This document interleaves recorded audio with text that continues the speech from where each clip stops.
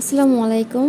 আজকে আমি নিজে প্রথমবার বানালাম ভেজিটেবল রোলস। আপনাদেরকেও দেখাবো একদম ইজি ওয়েতে কীভাবে বানানো যায়, একদম পারফেক্ট ওয়েতে।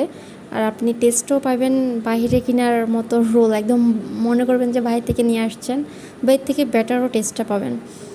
তো আমি পাতাকপি আর গাজর কুচি নিয়ে নিছি, এরপরে টমেটো দিলাম, কাঁচামরিচ দিলাম, তারপরে ম্যাগি যে ম্যাজিক মশলাটা আছে এটাই হচ্ছে মেন ইনগ্রিডিয়েন্টস আমার মতে। এটা দিলে আপনার কিছুটা মনে হয় যেন আপনি মাংস দিয়ে বানাবেন ভেজিটেবলস রোলটা, মাংস দিয়েছেন এরকম ফ্লেভার একটা পাবেন।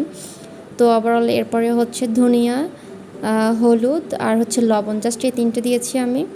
আর যে ম্যাজিক মশলাটা এটা। আর ডোটা একদম পাতলা করে নিয়েছি।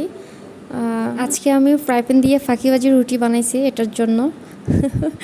কী করার, কিছু করার নেই, বাচ্চাদের জন্য এত কিছু ম্যানেজ করা পসিবল না। তো আজকে ইফতারি তেমন কিছু বানিয়ে নিই, শুধু রোলটা দিয়ে আর সামথিং কিছু অ্যাড করে ইফতারি করে নিয়েছি আমরা দুজন। এ তো একদম ইজি ওয়েতে, আপনি তেমন কোনো ঝামেলা নেই, কোনো আদার্স বাহিরের ইনগ্রিডিয়েন্টস লাগতেছে না।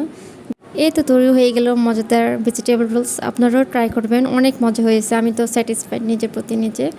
মাশাআল্লাহ, আলহামদুলিল্লাহ। ওকে, সবাই ভালো থাকবেন। আল্লাহ হাফেজ।